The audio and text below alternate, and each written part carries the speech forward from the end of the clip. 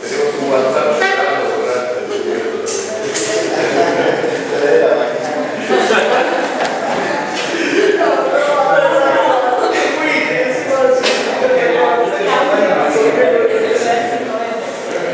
Che, ¿cómo se llama? ¿Pantalla completa? no sabemos.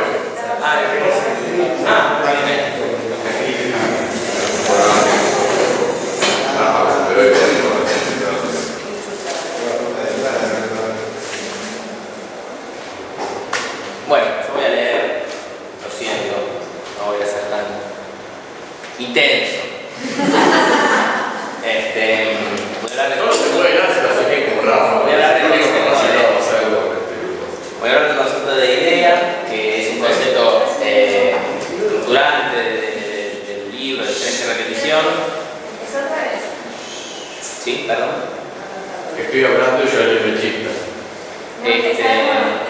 Me sale luego porque estábamos hablando. Que voy a hablar del concepto de idea, que es un concepto muy importante de diferencia y repetición, que es inabarcable en las 8 o 9 páginas que tengo escritas, porque es un concepto que tiene mucho fondo, muchos sinónimos, que no solo son menos sinónimos, sino que son nombres, tiene muchos nombres que agregan dimensiones, que bueno, no puedo cubrir todas. Voy a seguir la línea que me parece que es la principal, la que, bueno, la que yo vengo laburando y me interesa transmitirles. Pero bueno, ella tiene muchos nombres, un problema que Georgina lo presentó hace un rato, estructura que Santi va a presentar mañana, objeto trascendente del pensamiento, que también supongo que Choco se va a dedicar a eso. En fin, este trabajo complementa un poco, espero, todos esos a su vez complementarán esto. Bueno, ¿qué es una idea? En sentido deleuziano.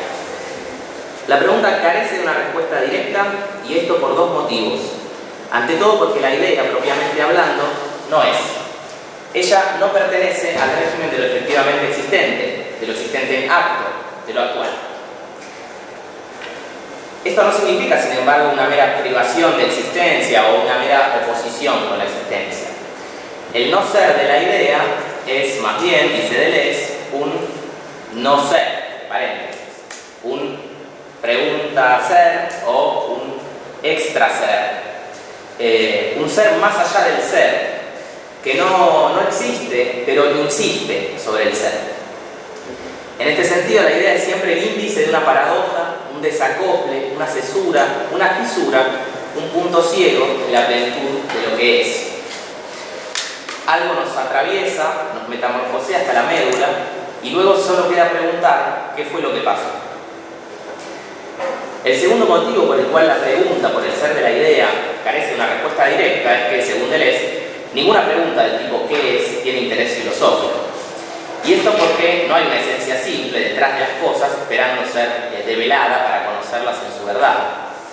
Sí, como Deleuze afirma repetidamente en su obra, la verdad es asunto de producción y no de adecuación o de coherencia. La idea es el elemento que permite pensar esa producción sobre un fondo de inadecuación y de incoherencia extremas. La inutilidad de la pregunta ¿qué es? Está establecida en diferencia de repetición, pero también en el inicio de la conferencia del método de dramatización, donde les resume los puntos principales de esa obra, ¿no? Y ahí Deleuze afirma que la filosofía debe trabajar, esto cito, como si la idea no fuera positivamente determinable más que en función de una tipología, de una topología, de una posología y de una casuística trascendentales. Fin de cita. Me gustaría detenerme hoy en esa tipología y topología trascendentales relativas a la idea. Si ella está más allá del ser, no es por eso ajena al ser. Al contrario, la idea solo aparece en el ser, expresada por elementos que le dan carnadura, que la efectúan en el espacio y el tiempo, formando individuos y conceptos que permiten conocerlos y reconocerlos. Afinando un poco la terminología, vamos a decir que la idea es positivamente determinable en función de dinamismos espaciotemporales y de bloqueos conceptuales que ella determina y a través de los cuales se actualiza. La tipología de la idea repite una suerte de analítica trascendental. Ella explica cómo las determinaciones de la idea se corresponden con una especificación de los conceptos de la representación. La topología de la idea remite por sus parte, a una suerte de estética trascendental. Ella indaga cómo las determinaciones de la idea no pueden especificar conceptos, sino remitiéndolos a ciertos movimientos espaciotemporales. Ambos aspectos nos conducirán a una dialéctica trascendental, la teoría deleuziana de la idea propiamente dicha. Veamos. Punto 1. Tipología trascendental. Una tipología es una división en tipos. La representación, en su afán clasificatorio, busca dar un concepto a cada cosa, en una red simple, ordenada, fija, jerarquizada y completa. Los conceptos de la representación son pequeñas máquinas de asignación de identidad que pueblan toda nuestra experiencia cotidiana y desnaturalizan sus movimientos, como veremos. Una tipología consiste precisamente en una división de esos conceptos bajo distintos grados de generalidad, una partición y especificación que permite cubrir cada vez más una mayor diversidad de rasgos e individuos y asignarles una identidad en ese gran cuadro de la representación. Para que la clasificación sea posible, alguien o algo debe bloquear la comprensión de un concepto, determinar hasta dónde va, ¿no? Este concepto abarca hasta acá, hasta esta diferencia, más allá de esta diferencia va a haber este otro concepto, etc. La operatoria de este bloqueo se vuelve manifiesta ante todo en la repetición. Cuando aparecen distintas cosas que caen bajo el mismo concepto, como Pedro y Pablo, ¿no? Bajo el concepto de hombre, o la mano izquierda y la mano derecha, o dos gotas de agua, ¿no? Primera, segunda, el concepto no alcanza por sí mismo para mostrar en qué difieren esos casos distintos. Hay entonces algo de la cosa que no está contenida en el concepto, y ese no estar contenido remite a una potencia extra o supraconceptual que introduce diferencias en la experiencia por fuera del concepto. Kant recurría al espacio y al tiempo para dar cuenta de esas diferencias no conceptuales. Pero al hacer esto se apoyaba en una concepción pobre del espacio, forma vacía de exterioridad, un medio homogéneo y diferente, esperando ser llenado por fenómenos cuya génesis queda en el misterio. Como decía Rafa de la extensión hace un momento, el espacio kantiano no da cuenta de las individuaciones que ocurren en él. La vía deleuziana para este problema llevará a complejizar el concepto de repetición para explicar el fenómeno del bloqueo. Desde la perspectiva del concepto idéntico, la repetición es pensada como una diferencia no conceptual. Pero esta repetición por la negativa encuentra su razón positiva en una diferencia dinámica, supraconceptual, que se desplaza en la repetición. ¿Qué es lo que se repite en lo que se repite? Una diferencia, ahí el título del libro, o precisando un poco una singularidad. ¿Sí? Esto les lo dice en la introducción a diferencia de repetición un par de veces. Y esta singularidad, veremos, remite a la idea como principio estructurante de la experiencia real. Es ella quien posibilita el bloqueo de los conceptos. ¿Cómo?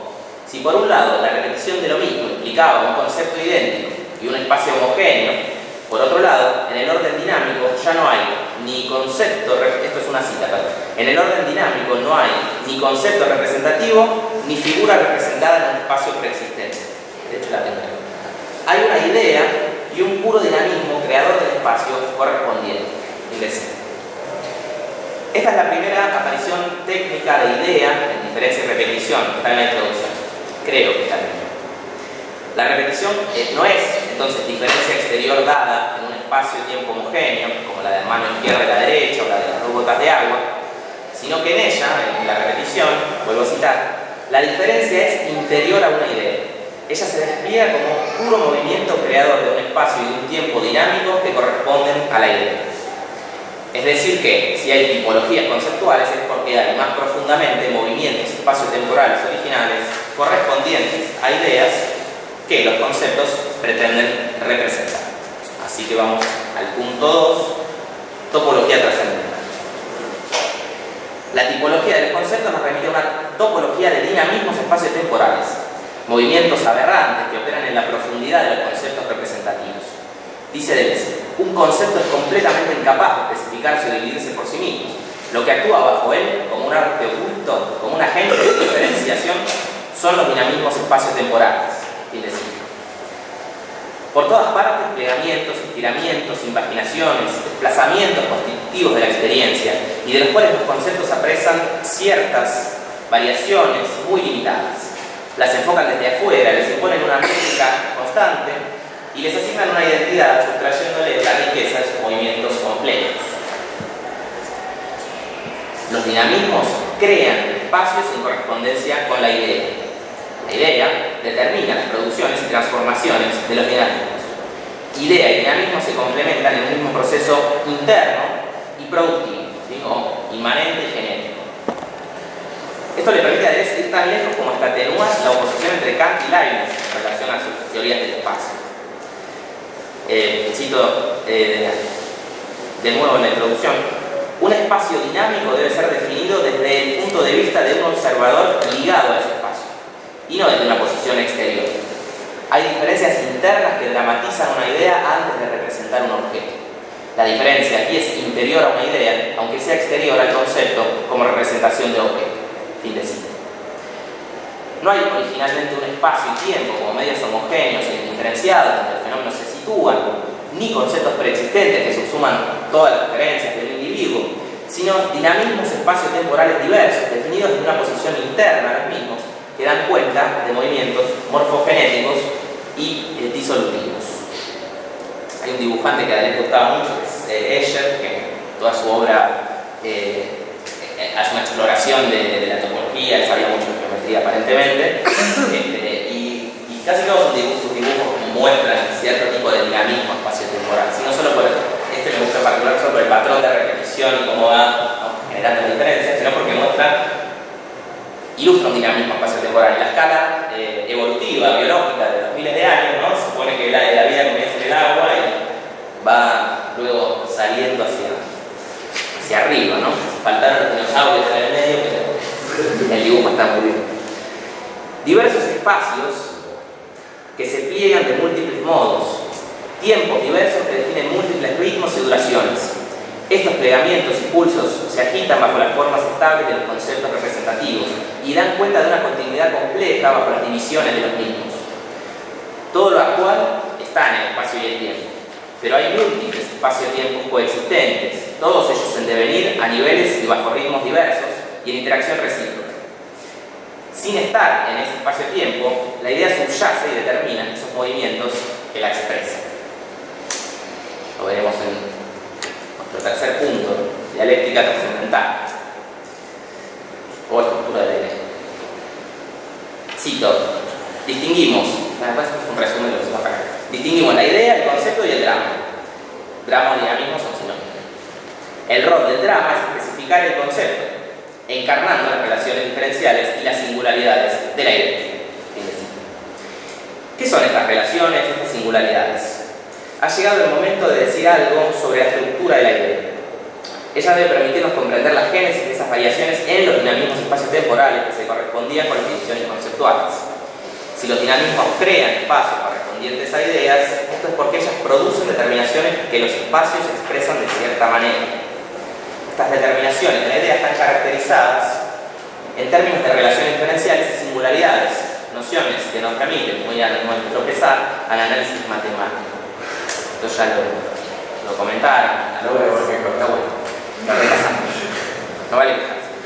Deleuze llama la idea de X, signo matemático al que asigna el rol de símbolo de la filosofía de la diferencia, que opone al símbolo no A, propio de la dialéctica que procede por contradicción, dice Deleuze, como la diferencia en sí misma a la negatividad. Este símbolo es elegido por Deleuze porque le permite enlazar tres momentos fundamentales. ¿Sí? Voy a leer esta cita, pueden acompañar.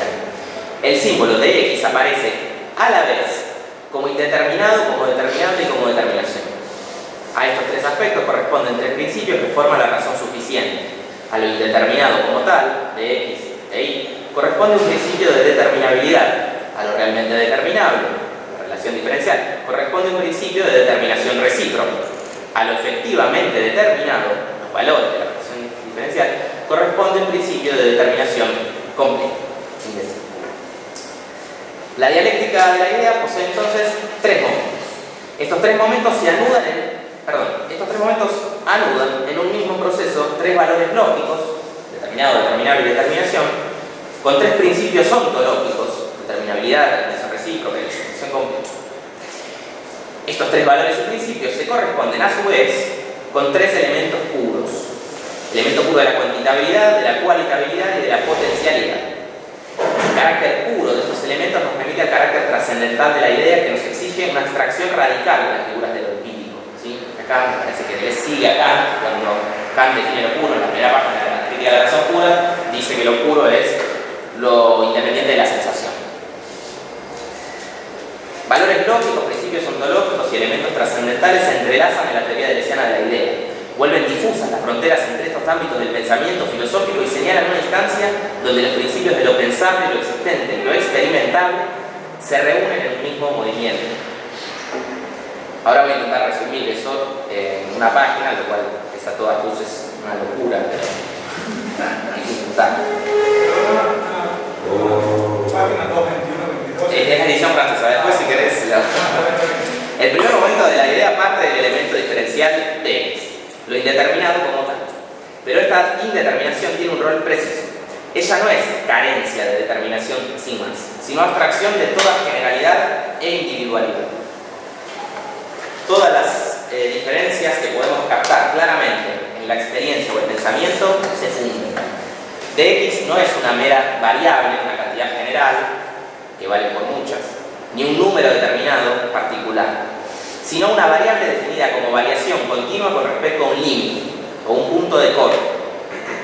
Por eso no es una cantidad empírica o conceptual, sino un elemento puro de cuantitabilidad.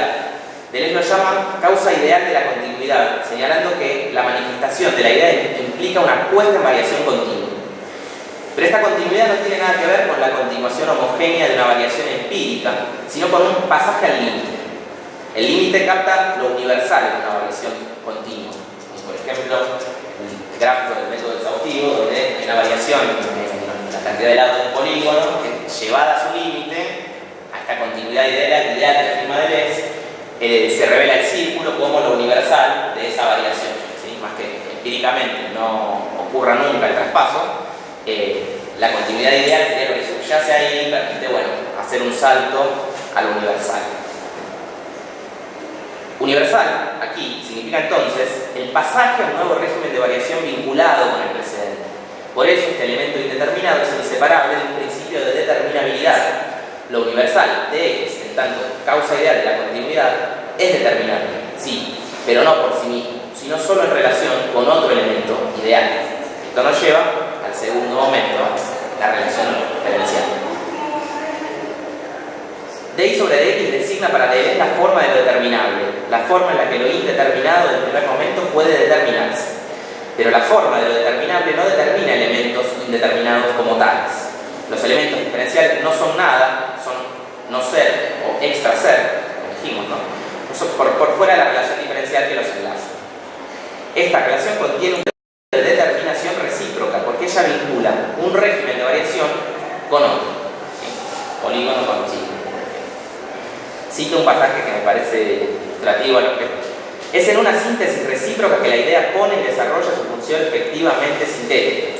La pregunta es, ¿bajo qué forma la relación diferencial es determinable? Ante todo lo es bajo forma cualitativa, y este título expresa una función que difiere en naturaleza de la llamada primitiva. La relación diferencial es determinable en tanto conecta una función con otra, una cualidad con otra, una diferencia de naturaleza con otra, un régimen de variabilidad con otro. En eso consiste la pura cualitabilidad.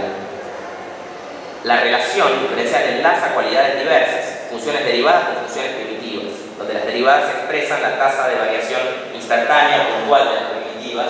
Eso es lo que ven en el gráfico, ¿no? Para una función primitiva que está graficada en la curva, la función derivada para cada punto, la pendiente de la recta que corta la recta en ese punto, ¿no? Para cada pequeña variación del eje X corresponde una cierta variación distinta del eje Y. Lo que mide la relación diferencial son esas variaciones instantáneas relacionando las componentes de la curva.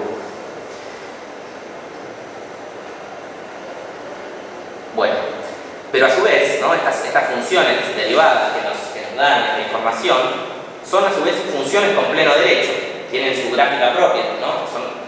Producen otra curva y remiten por su cuenta a un nuevo régimen de variabilidad. Cito a Deleuze, testimoniando la potencia de la idea de dar origen a una idea de la idea. Fin. Esto nos lleva al tercer momento. La potencia de la relación diferencial de engendrar nuevas funciones es testimonio de un elemento puro de la potencialidad que corresponde a la determinación completa de ella. Lo que la derivación sucesiva provee es una serie de funciones, diferentes regímenes de variación en dependencia recíproca, que son las que van apareciendo arriba en la suma, ¿sí? Son diferentes funciones derivadas, cada una es la derivada de la anterior, se van sucediendo en la sumatoria. Estas series son una herramienta matemática privilegiada para la construcción progresiva de las curvas a partir de un punto dado de ellas. Dije, lo que se ve graficado a cada término de la serie corresponde a un círculo de convergencia cada vez mayor que va construyendo progresivamente la curva azul. Y no solo para esto, para esta construcción progresiva, sino para el estudio del comportamiento de las funciones en torno a puntos singulares. Puntos en los cuales el régimen de variación determinado por la función se ve trastocado de algún modo y exige el pasaje a un nuevo régimen. La relación diferencial es correlativa con singularidades. Son puntos inexpresables en el dominio de la función, que no les corresponde ningún punto en la curva, pero que la modulan silenciosamente. La singularidad es el punto de explosión de un acontecimiento matemático que viene gestándose en la serie que la precede, y a partir de la cual empieza una nueva serie. No conocemos a las singularidades, sino únicamente por lo que ocurre en torno a ellas, en el camino que va de la una a la otra, en la repetición ordinaria que va de la una a la otra, hasta ese umbral de potencia que determina un cambio radical en su régimen de variación. Fin de momento matemático. Bueno, hasta ahí. Vamos a hacer una pequeña extensión de este concepto de dialéctica de Lesiano. ¿Sí? ¿Qué es entonces la idea? Son tres los puntos singulares que descubrió Poincaré, el LU, el cuello, el nudo, el foco, lo cita muchas veces. Entonces, ¿qué es la idea? ¿Es el agente modulador de una curva matemática? Bueno, la curva matemática es un espacio, sujeto a un tipo de dinamismo, que lo produce de acuerdo a una función. Lo produce en lápiz de papel, o en la pantalla de una computadora, o en la imaginación prodigiosa de algún matemático. ¿Sí? Estos son los dinamismos que ponen en acto la función. La topología de una curva dependerá de las relaciones y las singularidades que la componen, pero su trazado mismo depende de otros factores, ¿sí? Factores dinámicos. La idea, como vimos, no es ni el espacio, ni la función o el concepto, ni el dinamismo que crea el espacio, sino el puro emisor de singularidades ideales que se corresponden con cambios en dinamismos espaciotemporales, que luego quedan apresados, codificados por funciones matemáticas o conceptos representativos. Y esto no vale solo para los espacios matemáticos, sino para espacios de todo tipo: físicos, geológicos, biológicos, astronómicos, psíquicos, lingüísticos, sociales, sonoros-poéticos, etc. Una singularidad determina un espacio matemático, como un punto de ebullición determina un espacio físico, como una revolución determina un espacio sociohistórico, como una cesura determina un espacio poético o un espacio trágico. Por eso la idea es tanto una como múltiple. Las diferenciales van en manadas, una multiplicidad de elementos y una multiplicidad de órdenes de elementos diferenciales propios de cada tipo de espacio. Fonemas en la lengua, genes en la vida, fuerzas en la física, etc. En el fondo de lo real, más allá de lo que es, un insondable hormigueo de elementos diferenciales ideales. Todos esos elementos y sus relaciones coexisten, o mejor, puesto que ya dijimos que no existen, coinciden bajo la claridad de lo actual, en ese extra ser que perplica todas las ideas. ¿Sí? La explicación repite, complementando toda la implicación, una explicación que dijo Rafa recién, la explicación consiste en la coexistencia de todos estos elementos y determinaciones ideales. El fondo de lo real es entonces oscuro, porque los elementos diferenciales se engullen toda forma distinguible. Pero es distinto, porque las relaciones entre estos elementos emiten singularidades que actúan como salientes, pivotes, puntos de apoyo, de corte, umbrales, catalizadores, disparadores de procesos morfogenéticos. Cabo. ¿Cito? Una idea se dramatiza en muchos niveles, pero también dramatizaciones de órdenes diferentes se hacen eco y atraviesan los niveles. Fin de cita. Para cada orden, diferentes relaciones. Para cada relación, diferentes singularidades, diferentes niveles de regímenes de variación, y en cada nivel, diferentes regímenes de interacción recíproca. La topología de un dinamismo depende de las determinaciones de la idea, pero los dinamismos se entrecruzan a su vez. dando pie a nuevas topologías gracias a la pura e inagotable potencialidad de la idea. Ella está en la diferencia de potencial que motoriza los dinamismos. La intensidad, cito, se expresa ella misma inmediatamente en los dinamismos espaciotemporales de base. Y al hacerlo, ella, vuelvo a citar, expresa las relaciones diferenciales y los puntos remarcables correspondientes, introduciendo en estas relaciones y entre las ideas un nuevo tipo de distinción. Fin de cita. Nuevas distinciones, la teoría de la diferencia, que son las que Rafa viene de contar, me parece. La idea es así la realidad preindividual necesaria para replegar los dinamismos, cargando y conduciendo todo proceso de individuación y también disolviendo. Bueno, esta es otra imagen de puntos circulares en la esfera que pueden corresponder a distintos tipos de fenómenos, por ejemplo, el movimiento del huevo, o corrientes atmosféricas. Pequeña conclusión. Una idea puede atravesarnos como un rayo, y si conservamos algo de nosotros mismos luego del sacudón, solo queda preguntarnos qué fue lo que pasó. Pero puede también, suele ocurrir también, que nos trabaje silenciosamente desde la profundidad de los dinamismos morfogenéticos que nos subyacen, como larvas gestantes de nuevos mundos. En tanto pacientes de estos movimientos somos nosotros mismos, lo queramos o no, acompañantes del fulgor de las ideas, emisores de singularidades, productores de sentido y moduladores de espacio-tiempos. Las ideas nos comprometen en esta práctica compleja, disuelven nuestra identidad haciéndonos gérmenes de otras. En tanto yo es que somos, sistema psíquico que somos, la idea es el otro, ¿sí? Como la pata. Está en el otro, como el puro expresado por sus intensidades envueltas. Corresponde a nosotros estar abiertos a esa otredad, a ese afuera que nos disuelve y nos gesta, a las intensidades que nos atraviesan y que hacen remontar la potencia de la diferencia, elevándonos a lo más alto, a la altura del acontecimiento, a la altura de la idea, y desde allí afirmar hasta lo más bajo. Más bajo es el yo con sus pobres conceptos representativos. Pero hay que afirmar hasta lo más bajo, sin explicarnos demasiado. Solo lo suficiente para poder volver a remontar y volver a plegar, volver a individuar. Y así. Informal en sí misma, la idea es, sin embargo, condición de la generación de formas. Estática en sí misma, no se mueve. Ella es principio de la transformación del movimiento. Impensable en sí misma es principio del pensamiento, génesis del pensar en el pensamiento. Como el clinamen, aparece en un tiempo menor que el mínimo de tiempo continuo pensado, y en esa instantaneidad furtiva destella su poder genético. Motor inmóvil a velocidad infinita, está en el límite de todo movimiento y en el rebasamiento de ese límite. Una sensación, un pensamiento, un movimiento llevados a su límite, al extremo de su potencia, su forma extrema, a la enésima potencia, he aquí el elemento fundamental que nos lleva a la idea y tan pronto como eso nos expulsa de ella. Emerge entonces una nueva forma, un nuevo régimen de movimiento, de pensamiento, una nueva sensibilidad. Gracias.